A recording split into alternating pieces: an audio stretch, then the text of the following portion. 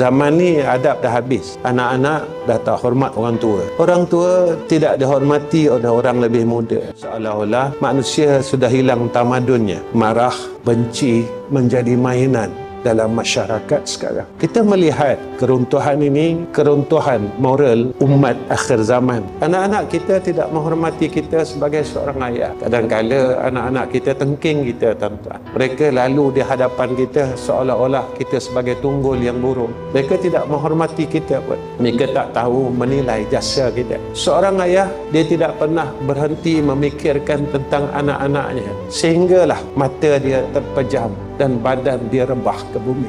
Tetapi anak-anak ini pada akhir zaman, mereka tidak melihat sedikit pun kebaikan seorang ayah, kebaikan seorang ibu. Mereka tidak menghormati kita. Seolah-olah kita langsung tidak pernah berbuat kebaikan kepada mereka. Sebenarnya zaman ini zaman yang disebut oleh Nabi sallallahu alaihi wasallam, la yatruku min al-islam illa ismuhu wa la yatruku min al-Quran illa rasmuhu. Jaga-jagalah tuan-tuan ya.